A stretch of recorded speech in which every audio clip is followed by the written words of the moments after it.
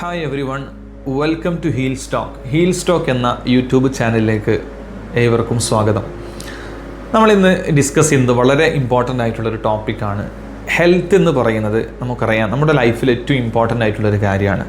ആരോഗ്യമുള്ളവരായി തീരുക എന്ന് പറയുന്നത് നമ്മളൊക്കെ സ്വപ്നമാണ്. നമ്മളെപ്പോഴും ഹെൽത്തിനെ മെയിൻറ്റെയിൻ ചെയ്യുന്ന ഒരാളായി മാറണം. നമ്മുടെ ആരോഗ്യത്തെ നമുക്ക് സംരക്ഷിക്കാൻ കഴിയണം. എന്നാൽ ഹെൽത്ത് എന്ന് പറഞ്ഞാൽ എന്താണ്, ഏതൊക്കെ ഹെൽത്താണ് നമ്മുടെ ബോഡിയിൽ വേണ്ടത് എന്ന് വളരെ ഇമ്പോർട്ടൻ്റ് ആയിട്ടുള്ളൊരു ടോപ്പിക്കാണ്.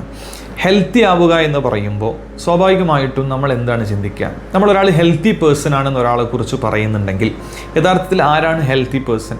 പല രീതിയിലുള്ള മറുപടികൾ നിങ്ങളുടെ ഭാഗത്തുണ്ടാകും. ഒരാൾ ഹെൽത്തി ആണെന്ന് പറയുമ്പോൾ നമ്മുടെ നാട്ടിൽ സാധാരണ കോമൺ ആയിട്ട് ഒരു ഹെൽത്തി പേഴ്സൺ എന്ന് പറയുന്നത് ഫിസിക്കലി ഫിറ്റ് ആയിട്ടുള്ള ഒരാൾ, അതല്ലെങ്കിൽ ബോഡി ചെക്കപ്പൊക്കെ നടത്തി എല്ലാം നോർമലാണ്, ഡിസീസൊന്നുമില്ല, ഇപ്പോൾ പ്രത്യേകിച്ച് അസുഖങ്ങളൊന്നുമില്ല, ഫിസിക്കലി ആൾ ഫിറ്റ് ആണെങ്കിൽ നമ്മൾ പറയും ഹീസ് ഹെൽത്തി മാൻ എന്ന് പറയും. യഥാർത്ഥത്തിൽ ഫിസിക്കൽ ഹെൽത്ത് മാത്രമാണോ ആരോഗ്യം എന്ന് പറയുന്നത്? ഒരിക്കലുമല്ല. ഹെൽത്ത് എന്ന് പറയുന്നത് ഒരു ഹ്യൂമൻ ബോഡിയെ സംബന്ധിച്ചിടത്തോളം 3 രീതിയിലുള്ള ഹെൽത്ത് ഉണ്ട് എന്നാണ് സയൻസ് പറയുന്നത്. മൂന്നും നമ്മൾ ഹെൽത്തി ആവാൻ നമ്മൾ കഴിയണം. ഒന്നാമത്തത് ഫിസിക്കൽ ഹെൽത്താണ്, ശാരീരിക ആരോഗ്യം എന്ന് പറയുന്നത്. രണ്ടാമത്തത് വളരെ ഇമ്പോർട്ടൻ്റ് ആണ്, മെൻ്റൽ ഹെൽത്ത് എന്ന് പറയുന്നത്.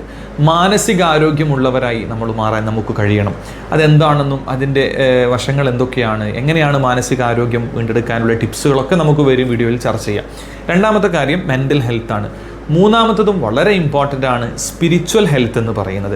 ആത്മീയമായിട്ടും നമ്മൾ ആരോഗ്യമുള്ളവരായി തീരണം. നമ്മുടെ മനസ്സ്, നമ്മുടെ ചിന്ത, നമ്മുടെ തോട്ട്സ് ഒക്കെ കംപ്ലീറ്റ്ലി നമ്മൾ അത് വളരെ ഹെൽത്തി ആയി നമുക്ക് കൊണ്ടുപോകാൻ നമുക്ക് കഴിയണം.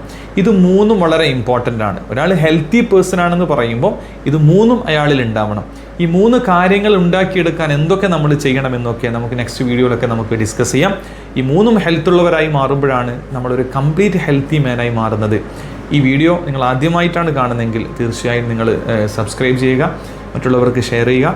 Thank you for your best listening. By.